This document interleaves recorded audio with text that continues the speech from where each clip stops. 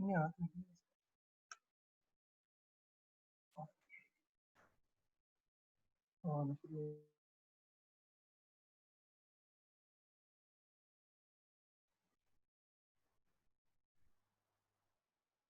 Okay, तो last time हम लोगों ने ह्यूमन स्केलेटन स्टार्ट किया था. We studied that there are 206 bones in human, then we said that it is divided into axial and appendicular skeleton.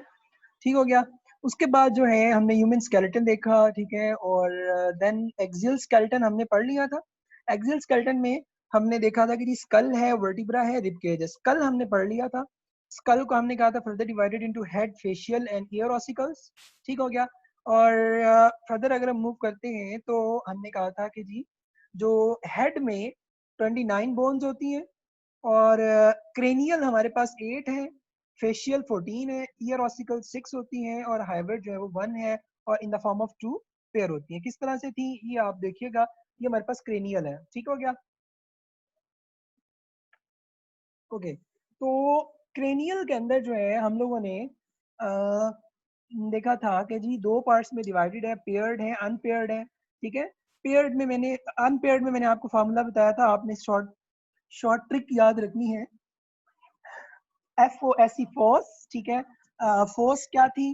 Frontal, O occipital, S sphenoid, ई एक्समॉइड. ठीक हो गया. और ये अनपेयर्ड थी 4 बोन्स, और पीटी यानी पेरिटल एंड टेम्पोरल ये हमारे पास पेयर्ड थी. तो 4 ये होगी, 4 ये होगी, तो टोटल हमारे पास जो है वो 8 होगी. ठीक है. फिर हमने इनकी लोकेशन भी देख ली थी.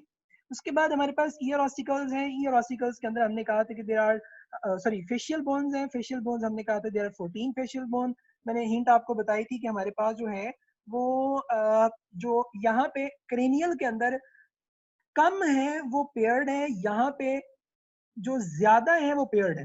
ठीक है. तो यहाँ पे 6 है. 6 हमारे पास जो है ये पेयर्ड होती हैं, और वो कौन कौन सी है? Nasal lacrimal, inferior nasal concha, palatine है, जाइगोमेटिक और मैक्सिला. ठीक है. ये हमने पढ़ लिया था. उसके बाद अनपेयर्ड मैंने आपको बताया था 2 है, ब्लूमर एंड मैंडिबल. ठीक हो गया. मैंडिबल, मैक्सिला और मैंडिबल को मिक्स नहीं करना. ओके. फिर हमने लोकेशन भी इनके देख ली थी.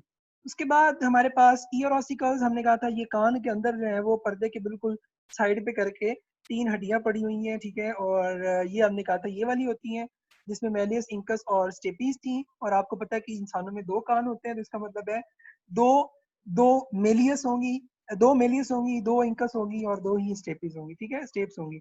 देन हाइवर्ड बोन हमने देख लिया था. ठीक हो गया. इसके बाद नेक्स्ट जो हमारे पास चीज आ रही है दैट इज वर्टिब्रल कॉलम. ठीक है. अगर आपको स्टार्ट में याद हो तो हमने पढ़ा था, ये देखिए यहाँ पे, कि axial skeleton is divided into skull. Skull पढ़ लिया था. स्कल के अंदर हेड यानी जो क्रेनियल थी, जो आपकी खोपड़ी की बोन्स थी, फिर आपकी जो फेस की बोन थी, और उसके बाद जो आपकी कान की बोन थी, और फिर इस पूरे जो खोपड़ी है उसको जो सपोर्ट कर रही होती है हाइवर्ड. ठीक है. ये थी, ये पढ़ लिया हमने. अब उससे नीचे आते हैं. तो हमने कहा था कि एक्सियल जो स्केलेटन है ये क्या है? Central axis of the body है, यानी स्कल. स्कल के अंदर हमारे पास जो है वो वर्टिब्रल कॉलम. ठीक हो गया. वर्टिब्रल कॉलम जो है बल्कि इसको लिख देता हूं मैं, वर्टिब्रल कॉलम, और फिर हमारे पास रिब केज. ठीक हो गया. अब हमने वर्टिब्रल कॉलम को देखना है, फिर रिब केज को देखना है.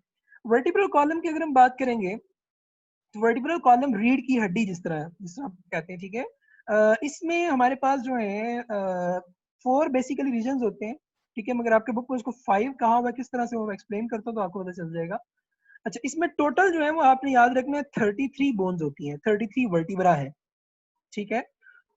33 वर्टिब्रा है, बट इनको 26 बोन्स कंसीडर करते हैं. याद रखना, जो वर्टिब्रल कॉलम रीढ़ की हड्डी है, 33 वर्टिब्रा होते हैं, 26 बोन्स काउंट करते हैं. जब हम 206 टोटल काउंटिंग कर रहे होते हैं उस वक्त. वो कब करते हैं, कैसे करते हैं, वो बताता हूँ आगे.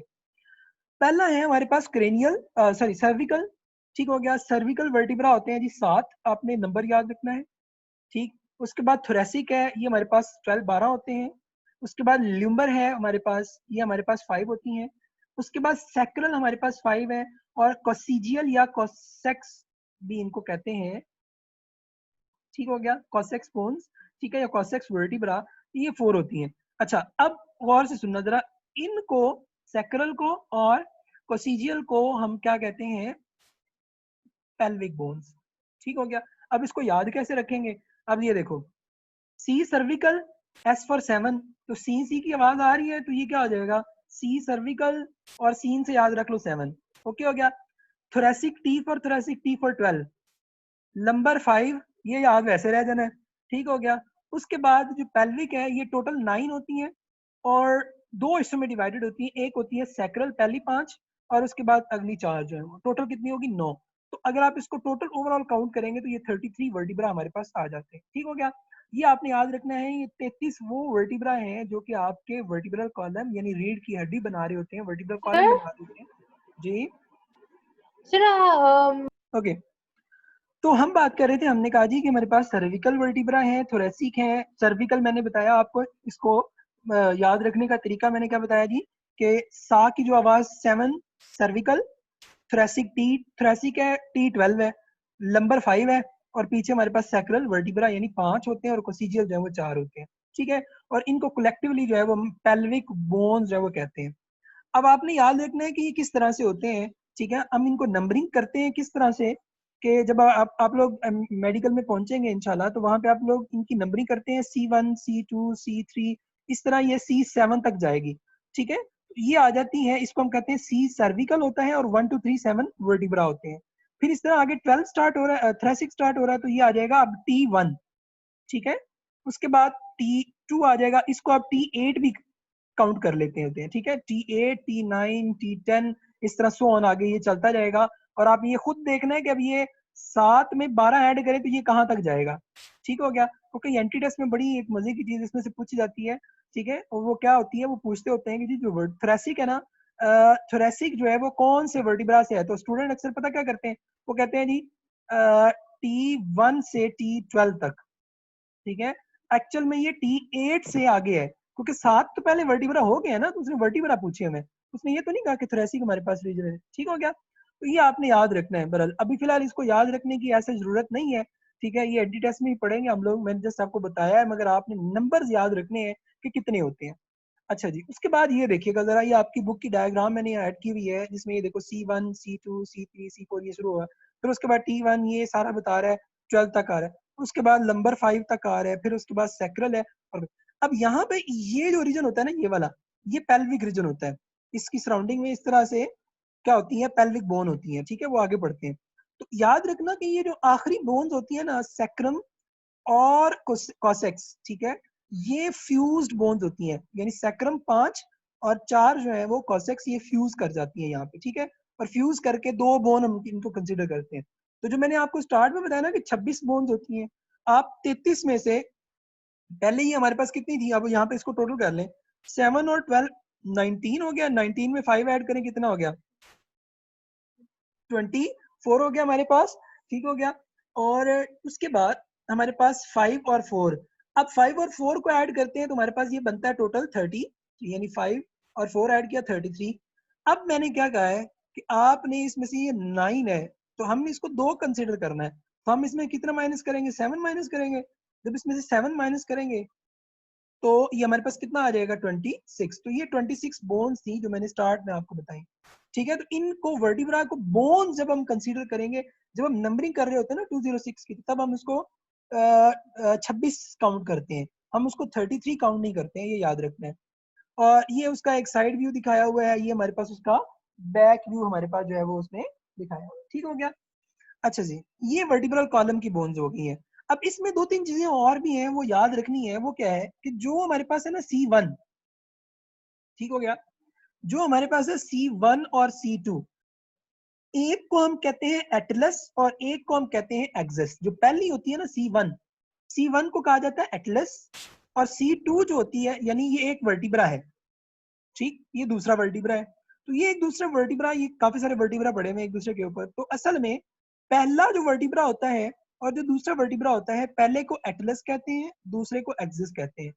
इनका रोल क्या होता है, आपको पता है कि आप जब मूव करते हैं अपनी जो स्कल है, ठीक है, पूरी की पूरी हेड को, तो आप उसको कोशिश कर सकते हैं कि आप उसको मैक्सिमम और नहीं तो 300 डिग्री एंगल तक, यानी 360 पर नहीं 300 तक अप्रोक्सीमेटली आप उसको जो है ना वो रोटेट कर लेते हैं। आप ऊपर नीचे साइड पे जैसे आपका दिल करता है आप उसको घुमा फिरा के जो है वो मूव कर लेते हैं। तो उसकी रीजन क्या है? उसकी रीजन ये है एटलस और एक्सिस। कैसे?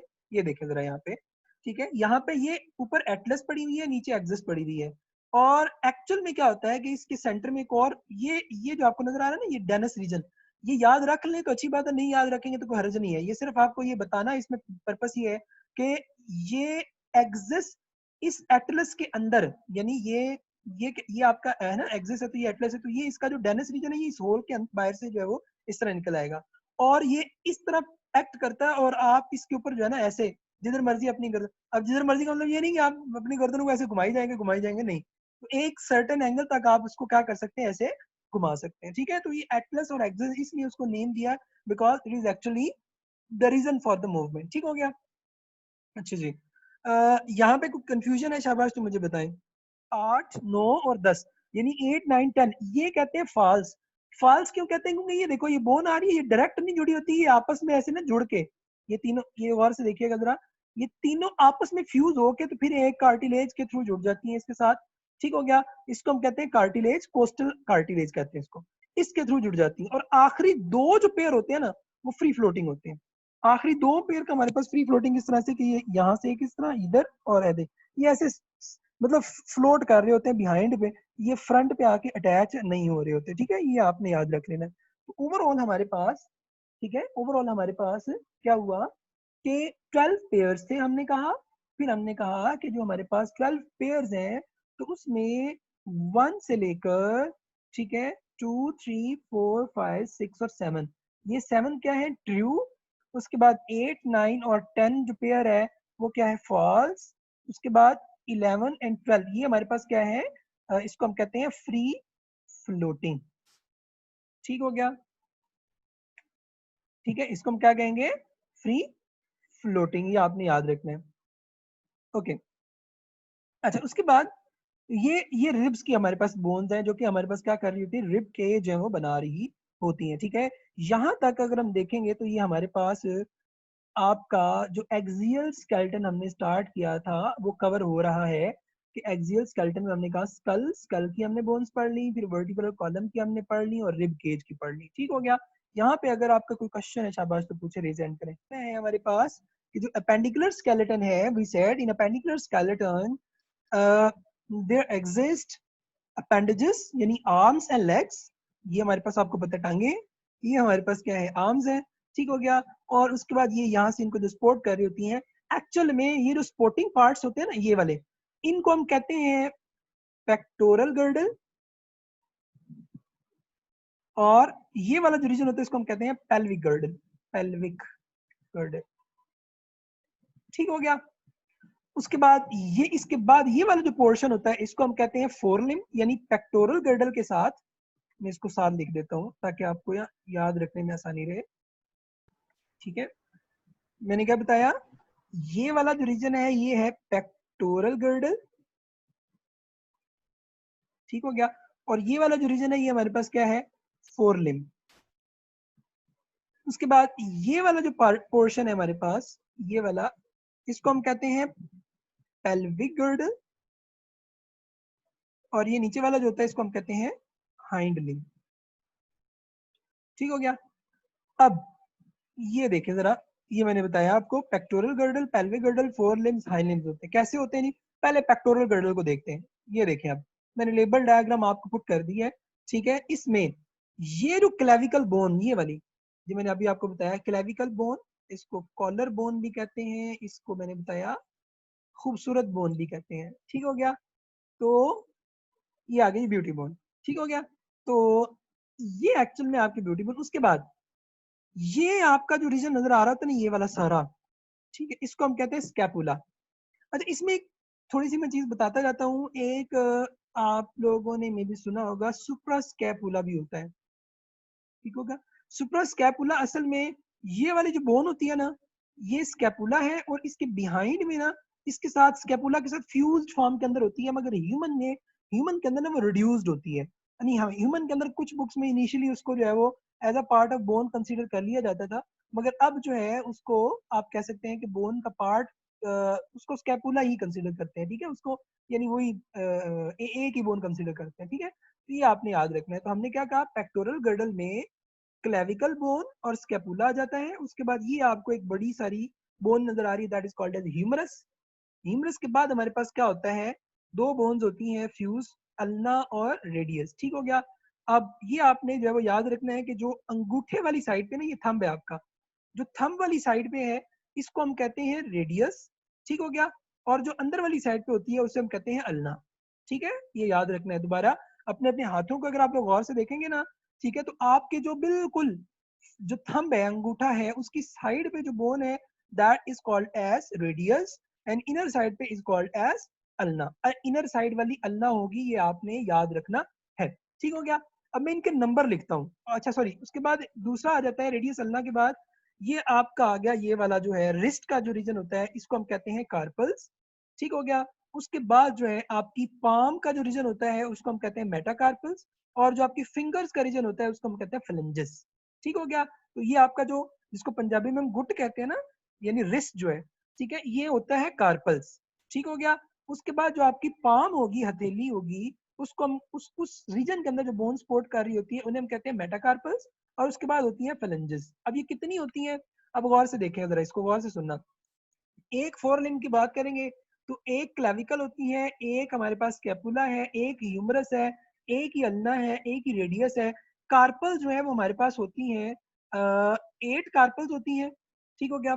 5 जो है वो मेटाकार्पल्स होती हैं और 14 फ्लेंजेस होती हैं, ये याद रखना है आपने, ठीक हो गया। तो मैंने क्या बताया, 8 कार्पल्स, 5 मेटाकार्पल्स और 14 फ्लेंजेस, ठीक हो गया।